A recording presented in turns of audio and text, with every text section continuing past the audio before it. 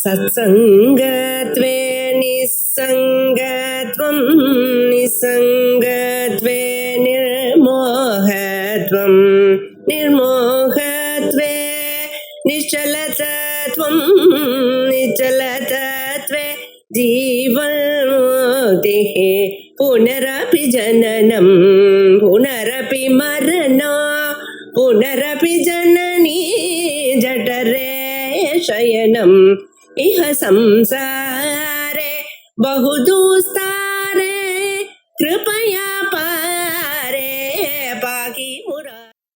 वादः इति वादविदः भुवनानि इति तद्विदः।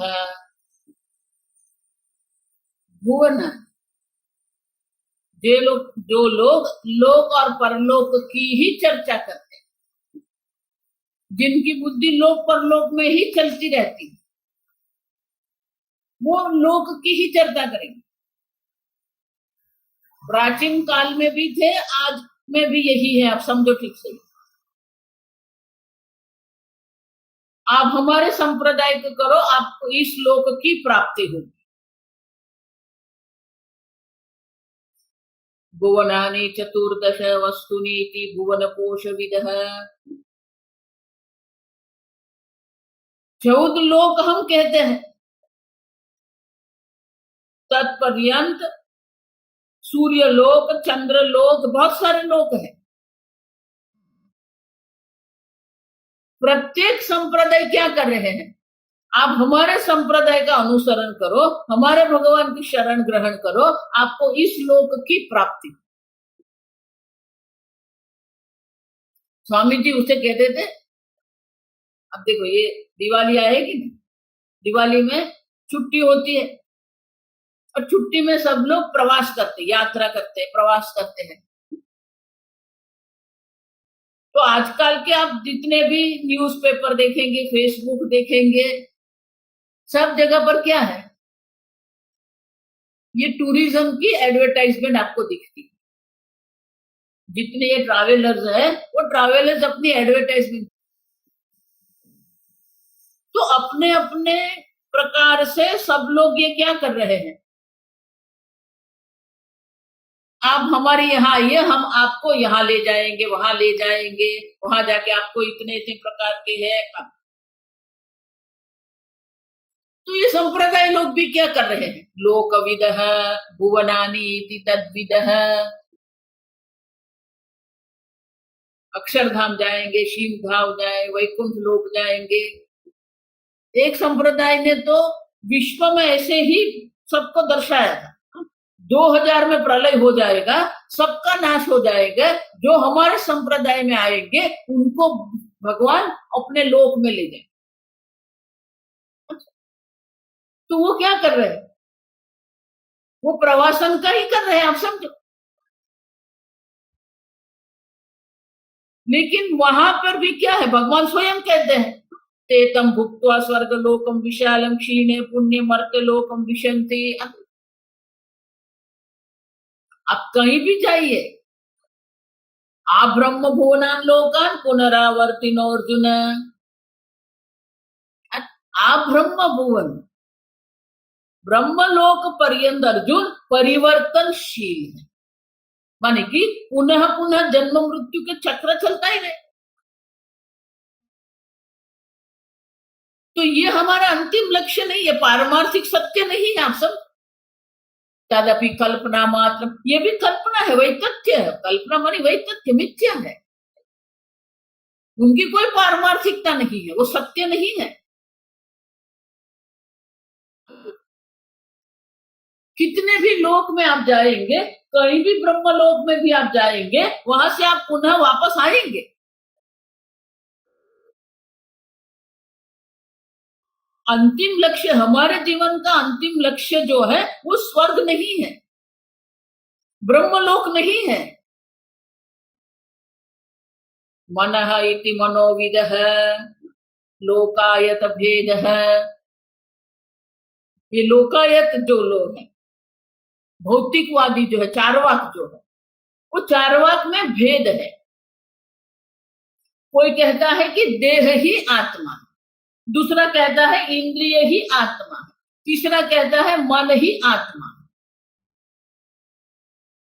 मन को ही अंतिम सत्य मानते हैं। तदपि भ्रांति मात्रम तस्य स्वातंत्र क्लेश प्राप्ति अनुपपत्ते है आदि। तो वो मन क्या स्वतंत्र है क्या? आप समझो, क्लेश प्राप्ति ही, आप अपना आपके मन की जितनी सुनते रहेंगे, अब जितना सुनते रहेंगे, क्लेश प्राप्ति ही। लोग ऐसा मानते हैं कि नहीं, मैं मेरे मन का करूं। आनंदगिरी महाराज कहते हैं जितना मन को आप स्वतंत्र रखेंगे उतना आप भले कहेंगे कि ये भोग है, लेकिन ये क्लेश है, आप राग द्वेष के अधीन है, यही तो क्लेश है। आप समझो, आप स्वतंत्र नहीं है। स्वातंत्र अनुपपत्ति ही, आप वो स्वतंत्रता के विषय में आपके क्या है, कोई स्वतंत्रता नहीं रहेगी। अब मन के अधीन चलेंगे, राग द्वेष के अधीन चलेंगे। अस्वातंत्रे च, अस्वतंत्र है मन भी। स्वयं क्या है? स्वतंत्र है नहीं, मन भी चैतन्य पर आधारित है। मन की अपनी कोई स्वतंत्र सत्ता नहीं है। मन भी मन क्यों है? मनसो मन है। अब देखो, आप जो चैतन्य स्वरूप आत्मा है वो मन को सत्ता और स्फूर्ति प्रदान करने वाले। घटवद अनात्मत्वात् करणत्वाच्च, ये मन तो साधन है, घट के समान विषय भी है और अन्य साधन की समान ये विषय ग्रहण करने का साधन है, ज्ञान का साधन है मन।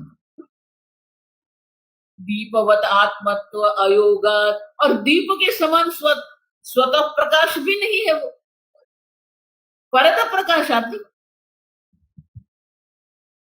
आत्मा स्वतः प्रकाश है, आप चैतन्य है स्वतः सिद्ध स्व प्रकाश, लेकिन मन तो परत है। और जब वो जो जड़ है, जो दृश्य है, जो अनात्मा है, वो मन की आप सुन रहे हैं, ये क्या आपकी पांडित्य है? ये आपका पांडित्य नहीं है, ये आपकी मूर्खता है। क्योंकि मन स्वयं अनात्मा है, मन स्वयं साधन है। स्वामी जी इसलिए दृष्टांत क्या देते थे?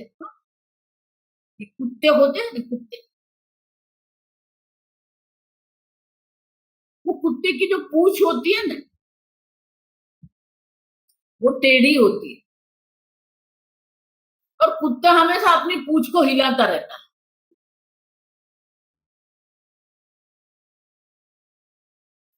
तो कुत्ता पूंछ को हिलाता है वो तो सामान्य है, लेकिन अगर पूंछ कुत्ते को हिलाने लगे तो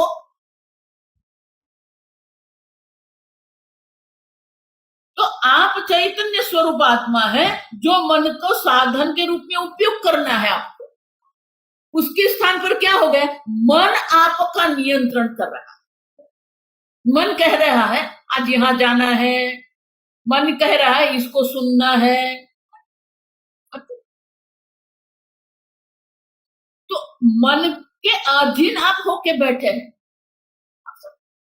वो मन जो स्वतंत्र है ही नहीं, घट के समान अनात्मा भी है और साधन भी है। अब साधन भी जो सत्ता अपनी बना लेंगे, मन इति मन विद है। अब बुद्धि ही तद्विद है, बुद्धि एवं आत्मा बौद्ध है। बौद्ध लोग क्या कहते हैं? ये जो क्षणिक बुद्धि जो है उसी को वो आत्मा मानते हैं। देखो दक्षिणामूर्ति स्तोत्र में 5वां जो श्लोक है, देहम देह इंद्रिय मनोबुद्धि, वही है कि प्रत्येक लोग जो है, जितने भी संप्रदाय जो है, सब संप्रदाय कहाँ अटक गए हैं? कोई देह पर अटक गया है, कोई इंद्रिय पर अटक गया, कोई मन पर अटक गया, कोई बुद्धि पर, कोई अव्यक्त पर। कोई ये स्वतः सिद्ध ब्रह्म स्वरूप आत्मा के वहां तो पहुंचता ही नहीं है। आत्मा के बारे में कितने प्रकार की कल्पना करके लोग बैठे हैं। बुद्धि तद्विद है। तेषाम अभिभ्रांति मात्रमेव क्यों तत्सुषुप्ते व्यभिचारात्। सुषुप्ति अवस्था में बुद्धि नहीं रहती है, सुषुप्ति अवस्था में बुद्धि शांत हो जाती है, लेकिन आप शांत होते हैं क्या? नहीं। मांडुक्य उपनिषद क्या है? स्वप्न अवस्था है तभी आत्मा है, सुषुप्ति अवस्था में भी आप साक्षी आत्मा है। अब वो साक्षी आत्मा है जो मन बुद्धि का जागृत अवस्था जो है, स्वप्न अवस्था है, उनको भी आप प्रकाशित करते हैं। मन बुद्धि जब लय हो जाता है तब वो लय अवस्था को भी आप प्रकाशित करने वाले आत्मा। और इसीलिए बुद्धि जो है वो पारमार्थिक सत्य नहीं है, वैद्य से उतना ही नहीं, वो भी क्या है? आपके ज्ञान का विषय है। आपकी बुद्धि में किसका ज्ञान है, आपकी बुद्धि में किसका अज्ञान है, ये सब आप जानते हो। माने कि बुद्धि को भी जानने वाले आप हैं। चित्तमिति चित्तविदः बाह्याकार शून्यम विज्ञानम। ये चित्त को ही कई लोग कहते हैं कि चित्त ही आत्मा है। तद एव आत्मा इति अपरे। तो चित्त भी क्या है?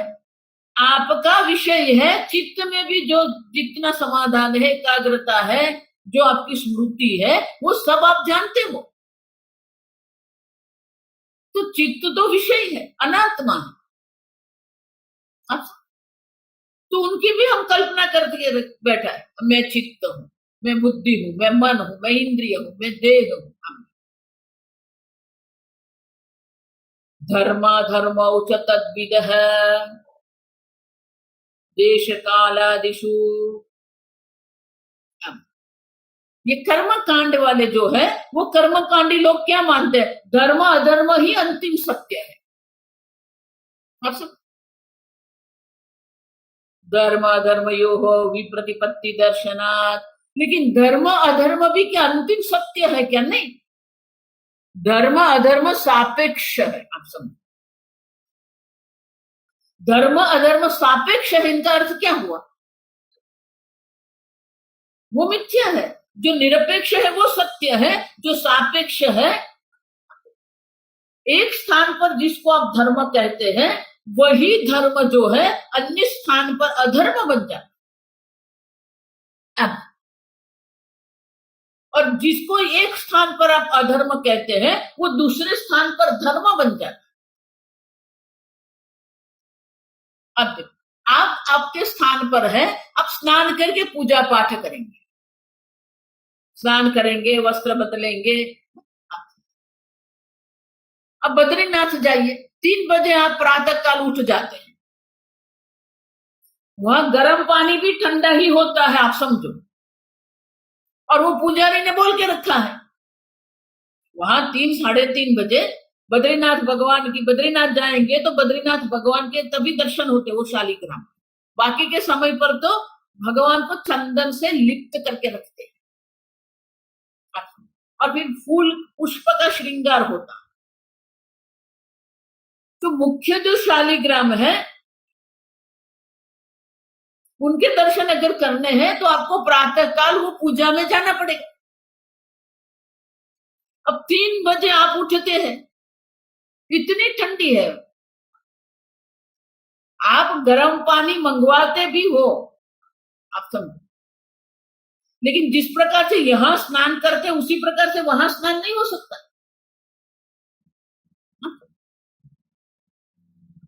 ऐसे ही गर्म पानी में आपका जो टोलिया होता है ना, उसको उसी डुबा के क्या करना पड़ेगा, ऐसे ही शरीर को पोंछ लेने का, बात होगी, पोंछ लिया और कपड़े पहन लिए।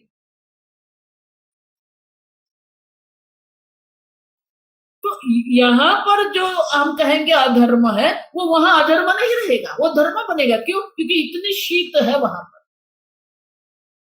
इतनी शीतलता में यहाँ जिस प्रकार से आप स्नान करते हो वैसा आप नहीं कर सकते। धर्म अधर्म जो है वो सापेक्ष है, विप्रतिपत्ति मानी कि धर्म अधर्म बन सकता है, अधर्म धर्म भी बन सकता है। एक स्थान पर आपको, आप जिसको झूठ कहते हैं, वो भी झूठ जो धर्म बन सकता है। क्यों? किसी की रक्षा के लिए अगर आप झूठ बोल रहे हैं, देखो ये धर्म अधर्म में इतना ही है कि अगर किसी अन्य के लिए आप कर रहे हैं तो वो अधर्म धर्म बन सकता है, लेकिन अपने स्वार्थ के लिए करेंगे तो वो अधर्म ही रहेगा। अच्छा, तो धर्म अधर्म में विप्रतिपत्ति है।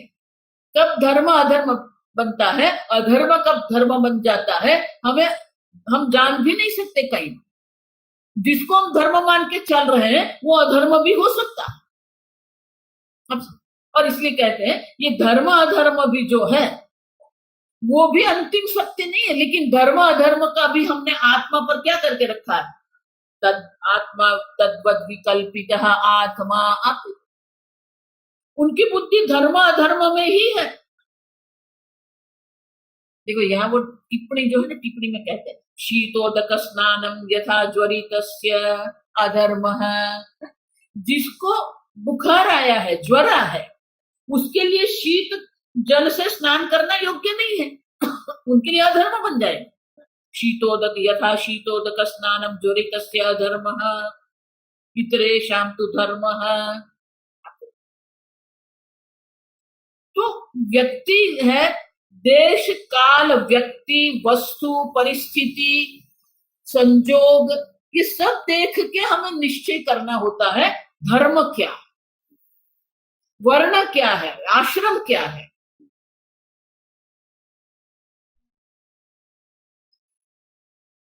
गृहस्थ के जो धर्म है और सन्यास के जो धर्म है अलग है।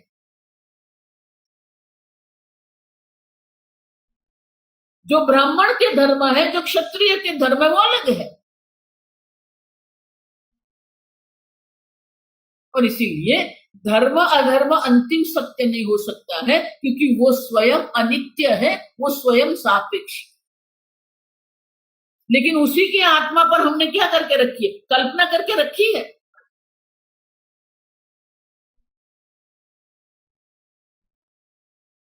पंचविशक इत्येके पंचविशक इत्येके षड्विंश इति चापरे षड्विंश इति चापरे एकत्रिंशक इत्याहुः एकत्रिंशक इत्याहुः अनंत इति चापरे अनंत इति चापरे। प्रधान मूल प्रकृति ही, सांख्यवादी कहते हैं 25 तत्व है, पंचविशक एक एक। सांख्यवादी क्या कहते हैं, 25 तत्व। हम एक तत्व की बात कर रहे हैं, वो 25 की बात कर रहे हैं, आप समझ। महद अहंकार तन्मात्राणि सप्त, प्रधान मूल प्रकृति एक, आप समझ। महत तत्व, अहं तत्व और पंच तन्मात्रा, माने पंच महाभूत, सूक्ष्म पंच महाभूत, ये 7। वो दोनों क्या, वो 7 क्या है, प्रकृति विकृति। प्रकृति माने कारण, विकृति माने कार्य। महत तत्व जो है वो प्रकृति का कार्य है और अहं तत्व का कारण है। और इसीलिए प्रधानम जो है मूल प्रकृति है, महत तत्व प्रकृति विकृति दोनों है। अहं तत्व भी प्रकृति विकृति है, क्योंकि वो महत तत्व का कार्य है और पंच तन्मात्रा आकाश का वो कारण है। उसी प्रकार से तन्मात्राणी, आकाश अहं तत्व का कार्य है और वायु का कारण है। आकाशाद वायु, पंच ज्ञानेन्द्रियाणि पंच कर्मेन्द्रियाणि पंच विषयाः मनः च एकमिति षोडश विकाराः। 5 ज्ञानेन्द्रिय, 5 कर्मेंद्रिय, 5 विषय और एक मन, ये सब मिलके जो है वो विकार मात्र, कार्य मात्र।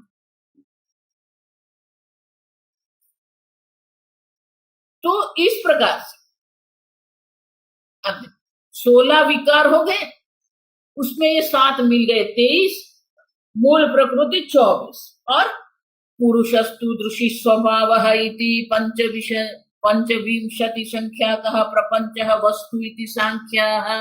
सांख्यवादी कहते हैं कि ये जगत में 25 तत्व है।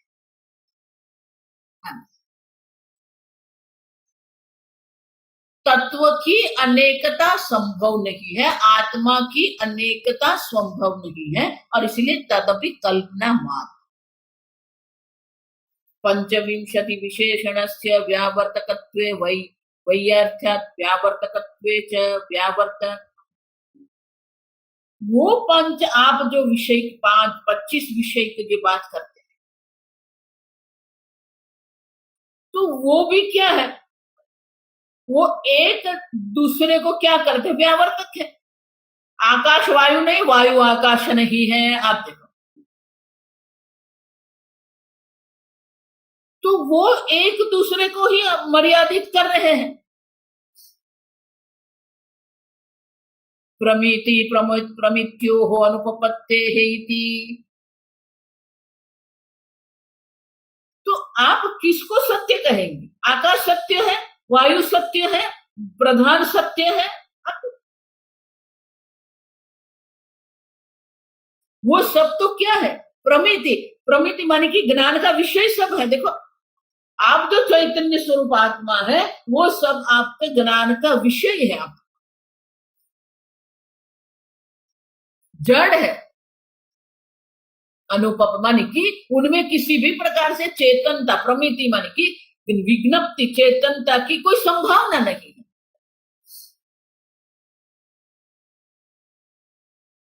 षड्विंशति च अपरे,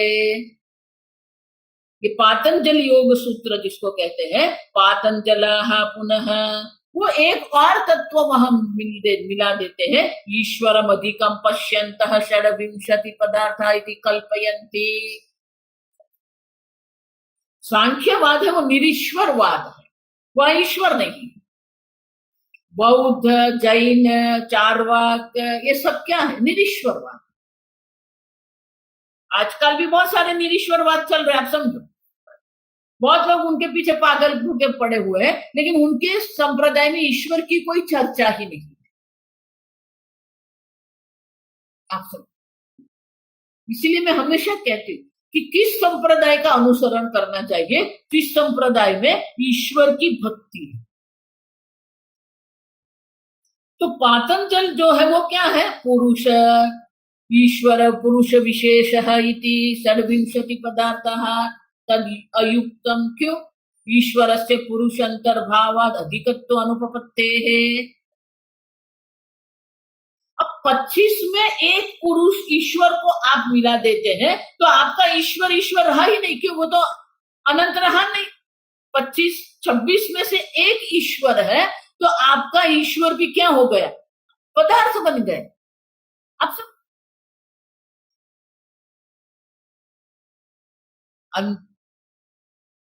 घटवत अनीश्वरत्व प्रसंगात। जिस प्रकार से घट दृश्य है, जड़ है, उसी प्रकार के ईश्वर भी अगर आपके ज्ञान का विषय बन गया तो वो भी जड़ है। वो ईश्वर ईश्वर ही नहीं रहेगा, अनीश्वर हो जाएगा। आप समझो।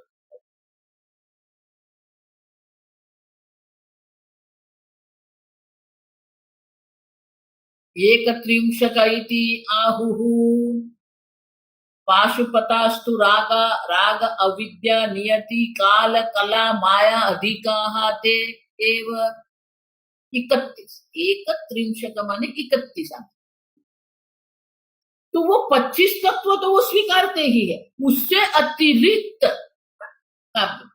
राग अविद्या नियति काल कला और माया, ये 6 तत्व को भी वो मानते हैं। क्लेशत्वेपि रागा अविद्यावांतर भेदवत अस्मिता देहे अपि तद्भिन्नत्वेन सांख्य अतिरेकत। सांख्य से अधिक है ये।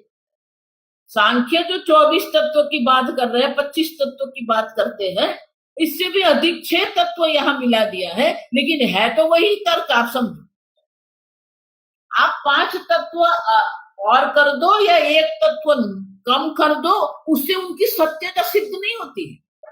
ये कल्पना मात्र है, आप समझो। क्योंकि राग आप कहेंगे तो द्वेष भी आपको कहना पड़ेगा। अगर राग क्लेश है तो अविद्या, राग, द्वेष, उसमें अस्मिता, तो ये सब भी आना चाहिए, क्योंकि वो भी क्लेश है। तो उनका तो हमने ये कोई किसी प्रकार से वहां हम उसको जोड़ते नहीं है।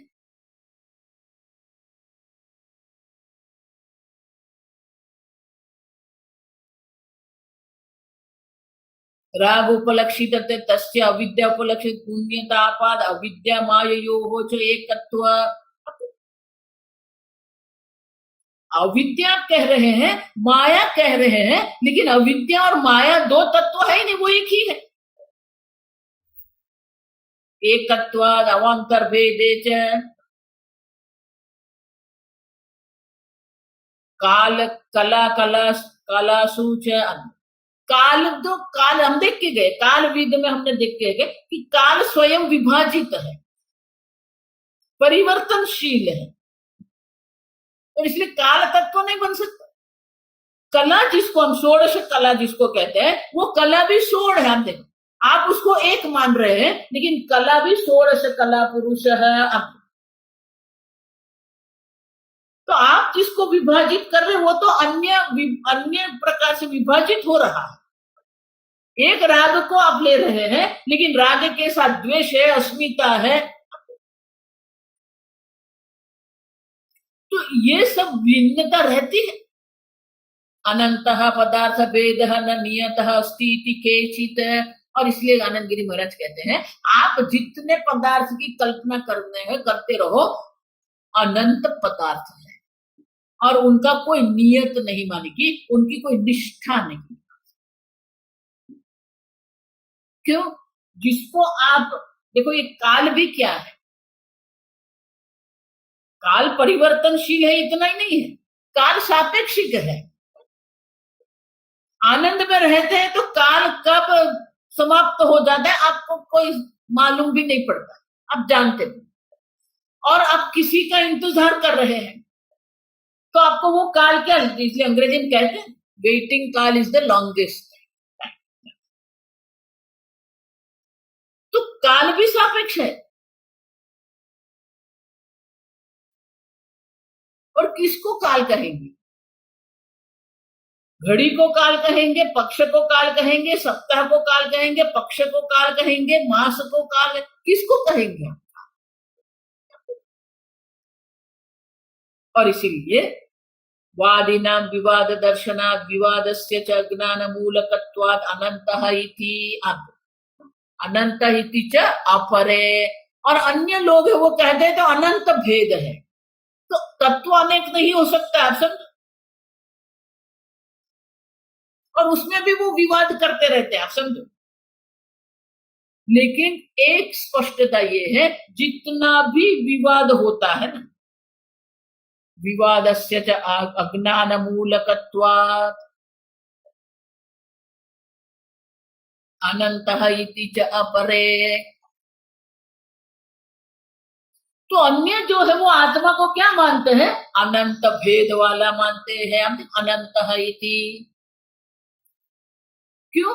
जितने भेद आप करते रहेंगे, कर होता रहेगा आप,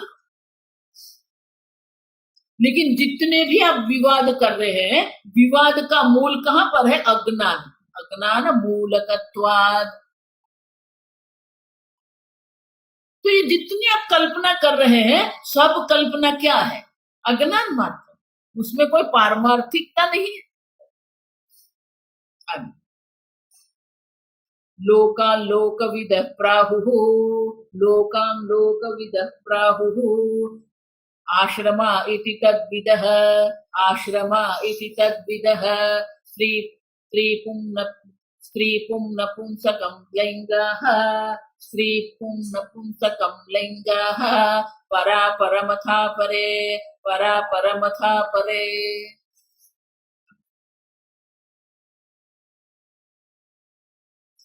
लोकात् लोकविदः, लोकात् माने कि लोक अनुरंजनमेव तत्वं लौकिकाः। जो लौकिक लोग हैं, जिसकी बुद्धि लौकिक है, बस ये लोक में ही, अर्थ और काम में ही जिसकी बुद्धि पड़ी हुई है, वो लौकिक है। उनकी बुद्धि यहाँ ही चलती है, क्या लोक अनुरंजनम, वो ये अर्थ काम के अनुरंजन में ही पड़े रहते हैं, भोग परायण। लोकविद है, वो मानते हैं कि यही हमारा जीवन है, यही अंतिम सत्य है। लोकस्य भिन्न रुचित्वा तदनुरंजनस्य च ईश्वरेणापि कर्तुम अशक्यत्वात्। आनंद गिरी महाराज कहते हैं कि ये लोग जो है, जितने जन मनुष्य, उनकी रुचि में भिन्नता होती है, और उनकी रुचि में इतनी भिन्नता है कि ईश्वर भी उनको कभी भी अनुरंजित नहीं कर सकते, ईश्वर भी उनको कभी भी प्रसन्न नहीं कर सकते। अब क्यों? क्योंकि भोजन ठीक रहा तो रात को नींद नहीं आई, नींद ठीक से आई तो और कुछ गड़बड़ होगी। अब तो ये लौकिक लोग जो होते हैं वो कभी प्रसन्न नहीं होते, हमेशा। स्वामी जी उसको कंप्लेन बॉक्स कहते हैं, हर एक बात में उनको फरियाद रहती, कोई ना कोई कंप्लेन करते ही रहते हैं, आज ये नहीं, आज वो नहीं, आज ऐसा है, आज वैसा है। कंप्लेन करना मानी आपके मन में अप्रसन्नता है। और यहां तो कहते ईश्वरेणापि कर्तुम अशक्य, इन लोगों को तो ईश्वर भी प्रसन्न नहीं कर सकता। भले ईश्वर सर्वज्ञ है, सर्वशक्ति है, लेकिन उनकी आदत पड़ गई है कंप्लेन करने की, उनको आदत बन गई है। आप समझो, कहीं ना कहीं दोष बुद्धि करते ही रहते हैं। अब समझो, ये दोष बुद्धि करने की जो आदत है ना, माने कि आप अंदर से प्रसन्न ही नहीं है। अब आप अंदर से प्रसन्न ही नहीं है तो भले आप करोड़पति भी बन जाए, ये अप्रसन्न मन से ही आप करोड़पति बनेंगे। आप समझो,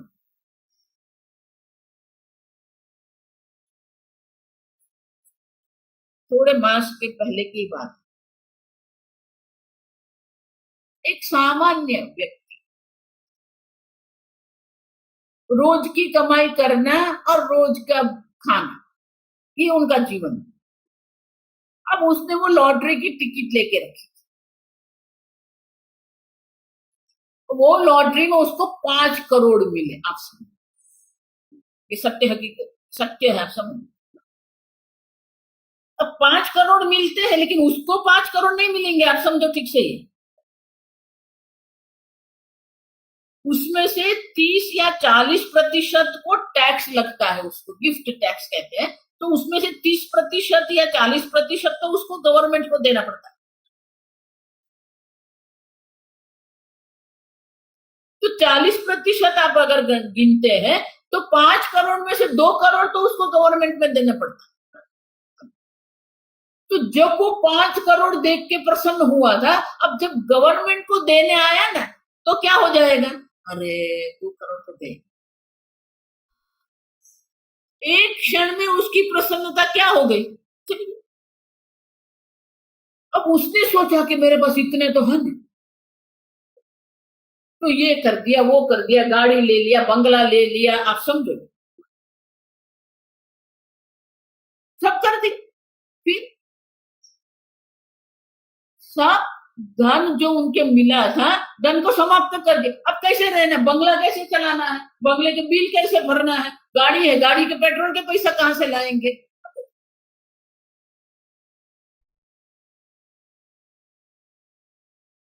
इनका अर्थ क्या हुआ? ईश्वर भी आपको 5 करोड़ दे के भी आपको प्रसन्न नहीं कर सकता। लोगों की आदत है।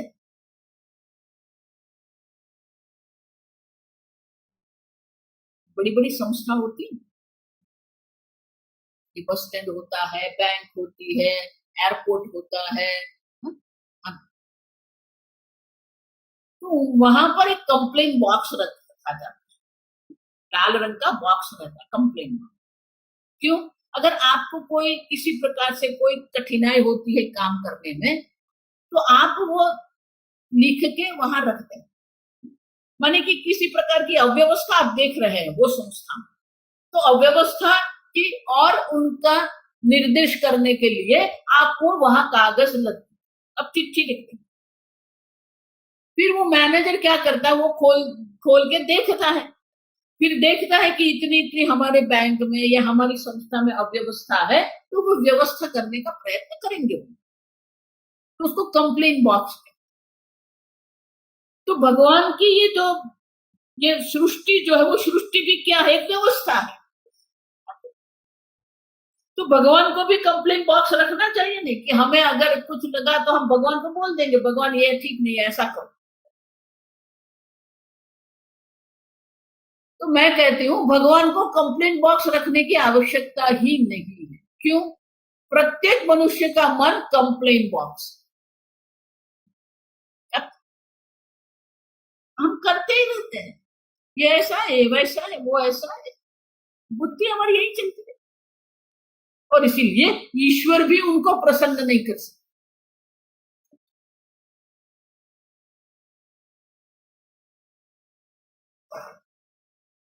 इनका अर्थ क्या? वो भी सत्य नहीं, लोकात लोकविद है, वो भी अंतिम सत्य नहीं है। आप समझो क्यों? अनित्य है, सापेक्ष है। आपको आइसक्रीम कितना भी पसंद क्यों ना हो, आप आइसक्रीम हाथ में लेके बैठते भी हैं, आप आइसक्रीम मुख में रखने वाले ही हैं, और फोन आता। अब आपके हाथ में आइसक्रीम, आप आपको पत्नी को बोलते हैं, जो देख तो किसका फोन, भैया का फोन, उठा भैया का फोन उठा। जैसे ही फोन पर वो बात करती, उसको मुख को देख के ही उनको समझ में आ गया कुछ बड़ी गड़बड़। फोन रख के बोला, बोला क्या हुआ? पिताजी का मृत्यु, पिताजी की मृत्यु। अभी वो आइसक्रीम क्या, ऐसे ही चला जाएगा, कोई आनंद नहीं। क्यों? पिताजी की मृत्यु हो गई, अब आइसक्रीम आनंद रहेगा क्या? अब परिस्थिति बदल जाती है, राग द्वेष बदल जाता है, आनंद सुख दुख बदल जाता है, सापेक्ष। इसीलिए उसमें जिसकी बुद्धि चलती रहती है ना, लौका लोक विद है, ये सब लौकिक लोग हैं। ये देखा ले लिया, ये इसको बात किया, उससे बात किया। देखो आजकल ये फेसबुक और ये सब क्या है, हमें लौकिक बना के रख दिया। व्हाट्सएप कहो, फेसबुक कहो, ट्विटर कहो, हमें लौकिक बना के रख दिया। लोग मानते हैं कि हाँ वो तो एकांत में रहते, कोई एकांत नहीं है वहां। देखो इसलिए हम लोगों ने क्या किया, फेसबुक पर हमने ग्रुप बना दिया, भगवत गीता ग्रुप है, वेदांत ग्रुप है, तो आप वहां पर लौकिक न बनो, बनकर आध्यात्मिक बनो। आप तो फेसबुक को भी आप आध्यात्मिक बना सकते हो, लेकिन लोग जो पोस्ट करते हैं वो क्या करते हैं, आज हमने इसकी बर्थडे मनाई थी, अब आज हम यहाँ घूमने गए थे, हम लौकिक बात ही करते हैं।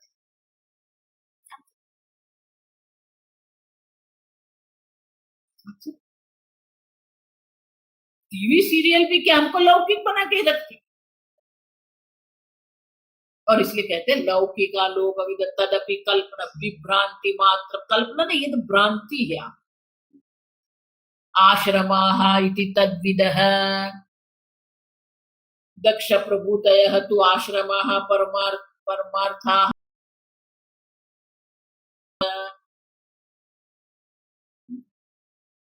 दक्ष प्रभु, दक्ष आदि जो लोग जो है, वो लोग आश्रम को ही अंतिम सत्य मानते हैं, आश्रम धर्म को ही मानते हैं। ये ब्रह्मचर्य आश्रम है, गृहस्थ आश्रम है, उसी में पड़े। ये वानप्रस्थ आश्रम है, संन्यास आश्रम है।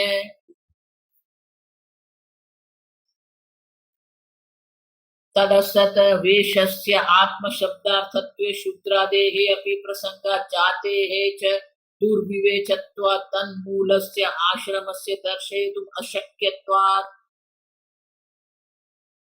अब किसको आश्रम कहते हैं? आप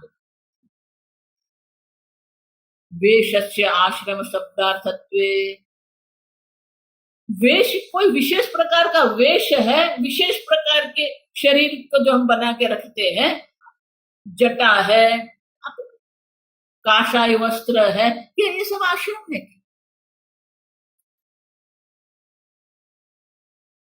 उतना ही नहीं, आप समझो, संस्कारस्य च, अगर एक विशेष प्रकार के संस्कार को आप आश्रम कहते हैं, देह समवायित्वे पारलौकिकत्वात् अयोगात् प्रसंगे च आत्मनि तत् असमवायित्व, तो विशेष प्रकार के संस्कार को आप आश्रम कहेंगे क्या? तो संस्कार भी क्या है? देह के आधार पर है। देह के संस्कार होते हैं, इंद्रियों के संस्कार होते हैं, मन के संस्कार होते हैं, बुद्धि के संस्कार, आत्मा के कोई संस्कार नहीं होते। और इसीलिए विशेष वेशादि, विशेष स्थान या विशेष संस्कार को आप आश्रम कहते हैं, तो ये सब तो क्या है? अनियत है, उसकी कोई नियत ही नहीं है। आप समझो,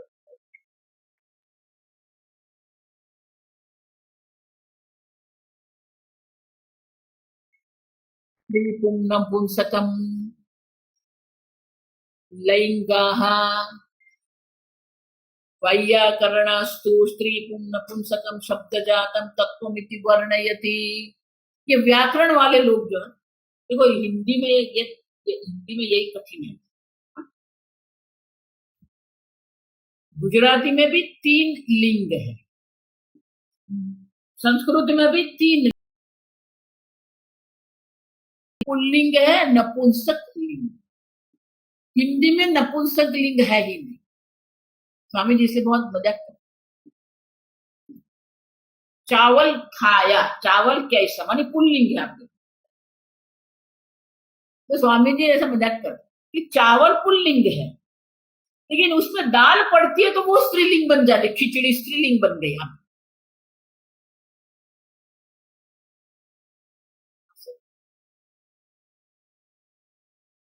बहुत गड़बड़ है इसमें। आप सब कई चीज जो है नपुंसक जो है वो है ही नहीं, हिंदी में है वनम, मनः, ये सब नपुंसक लिंग है।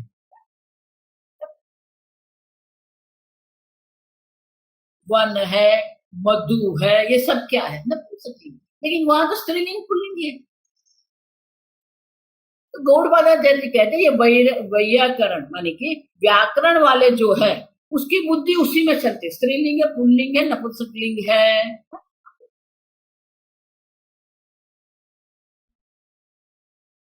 तत्वमिति वर्णयन्ति तदपि अयुक्तम, क्यों? स्त्रयादेः शब्द स्वभावत्वे सर्वादीनां त्रिलिंगत्व अयोगात् एकस्य अनेक स्वभावत्व असंभवात्। तो स्त्री आप किसको कहते हैं? तो स्त्री भी क्या है? स्त्रयादेः शब्द स्वभावत्वे सर्वादीनां त्रिलिंगत्व अयोगात्। सबको तो आप नहीं कहते। स्त्री, जिसको आप स्त्री कहते हैं उसको पुरुष नहीं कह सकते, जिसको आप पुरुष कहते हैं उसको आप नपुंसक नहीं कह सकते हो। भाव है वहां, स्वभाव सर्वादीनाम त्रिलिंगत्व अयोगात्। सब में 3 लिंग नहीं होते। स्त्री स्त्रीलिंग, स्त्रीलिंग में स्त्री है, पर पुल्लिंग में पुल्लिंग है, वो पुरुष है। अनेक स्वभावत्वात्, स्वभाव आदौ उपाधिक धर्मत्वे, तो वो भी क्या है? उपाधि धर्म है। स्वभाव से भी कोई स्त्री होते हैं, स्वभाव से कोई पुरुष भी होता है। कोई स्त्री जो होती है भले शरीर से वो स्त्री है, लेकिन स्वभाव से वो पुरुष हो सकती है। कोई पुरुष है लेकिन स्वभाव से उनमें स्त्रीत्व हो सकता है। उतना ही नहीं, स्त्री पुरुष आप जो कह रहे हो तो क्या है? उपाधि धर्म है ना। और उपाधि जो है वो अवस्तु है। अब उपाधि के आधार पर आप ये लिंग अवस्तु है, मिथ्या है, तो लिंग भी मिथ्या है।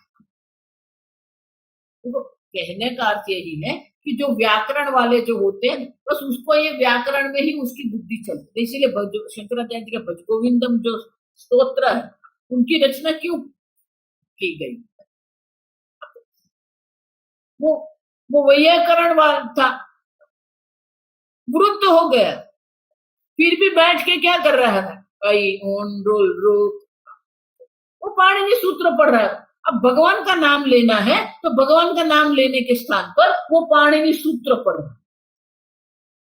और इसलिए शंकराचार्य जी को क्या कहना पड़ा? भज गोविंदम गोविंदम भज मूढ़मते। क्यों? संप्राप्ते सन्निहिते काले नहीं नहीं रक्षते दुष्कृंतरण। मृत्यु आएगी तो ये व्याकरण आपकी रक्षा नहीं करेगा। एक ब्रह्म विद्या है जो आपको ये मृत्यु से आपकी रक्षा कर सकती। तो जिसने जीवन उसी को समर्पित करके रखा, भोग परायण लोग है जो भोग को समर्पित है, ये वैयाकरण लोग जो है वो व्याकरण को ही समर्पित। परापरम अथा परे अब द्वे ब्रह्मणि वेदितव्ये परम च केचित् अपर। अन्य लोग क्या कहते हैं? दो है, एक पर है दूसरा अपर। देखो ये गड़बड़ भी वेदांती लोग करते रहते हैं। ये पर ब्रह्म है, ये अपरम ब्रह्म है। क्या है? नहीं, ये सगुण ब्रह्म है, ये निर्गुण ब्रह्म है। ये सगुण ब्रह्म वाले हैं, हम निर्गुण ब्रह्म वाले। ये क्या गड़बड़? ब्रह्म एक अद्वितीय है, फिर उसमें सगुण निर्गुण कहां से आ गए? ये पर ब्रह्म है, ये अपर ब्रह्म है। ये पराविद्या है, ये अपराविद्या है। शास्त्र तो क्या कहते हैं? वे विद्ये वेदितव्ये पराच अपराच।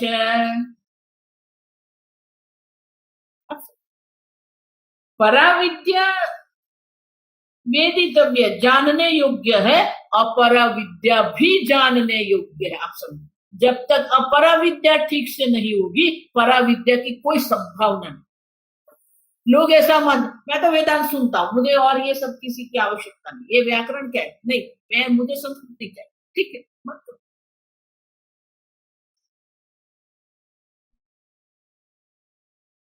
ये संस्कृत तो अपरा विद्या है, वेद पाठ है, ये अपरा विद्या, ये नहीं है। हम तो वेदांत पढ़ते, वेदांत।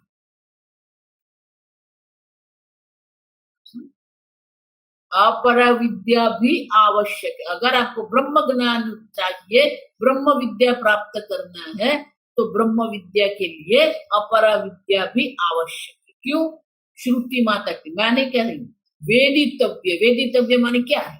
कर्तव्य माने करने योग्य है। श्रुति माता कहती है पराच अपराच वे विद्ये वेदितव्य। दो विद्या है, दोनों जानने योग्य। ये वेदांती लोग मानते हैं कि ये सब हमें कुछ नहीं, ये पूजा पाठ करते ये सब कुछ आवश्यक है। पूजा पाठ की कोई आवश्यकता? आप पढ़ो, शास्त्र पढ़ो।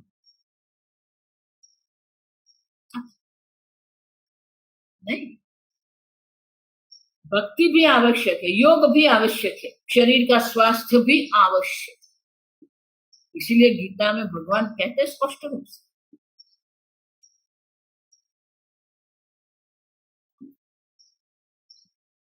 ये योग, ये ब्रह्म विद्या किसके लिए संभव है? युक्ताहार विहारस्य युक्त चेष्टस्य कर्मसु युक्त स्वप्नावबोधस्य योगो भवति दुःखः।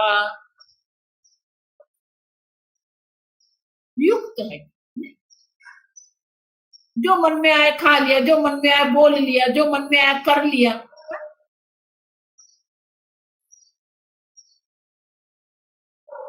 अत्यनस्तु न योगः अनशनस्तु। जो बिल्कुल नहीं खा रहे उसके लिए भी योग नहीं है, जो बहुत खा रहा है उसके लिए भी योग नहीं है। नाति स्वप्नशीलस्य योगो भवति। जिसके जीवन में प्रमाण सरता, प्रमाण से आप भोजन, नियम से आप भोजन, नियम से आप क्रिया करो, नियम से निद्रा और जागृत।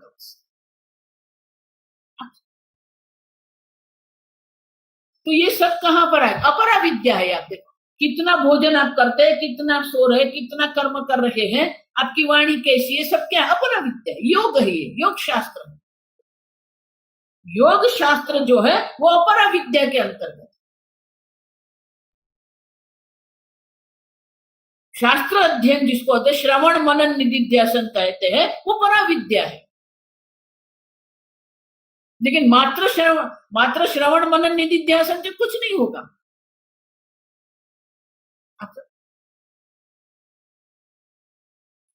और इसीलिए पराच पराच ये विभाग करने वाले जो द्वे ब्रह्मणि वेदितव्य परम च, ये पर ब्रह्म को भी जानना है, अपर ब्रह्म को भी जानना है। तच्चन क्यों परिच्छेद पचिदपि ब्रह्मत्व अयोगात्, ये परिच्छेद करते, ये पर ब्रह्म है या पर ब्रह्म, ये सगुण ब्रह्म है या निर्गुण ब्रह्म है, ये क्या है?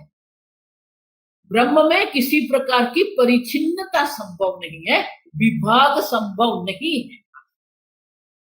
और इसीलिए इस प्रकार से जो परिच्छेद करने वाले हैं वो उनके लिए ब्रह्म भी ब्रह्म नहीं रहता है, और इसीलिए वो पारमार्थिक सत्य उनके लिए नहीं है।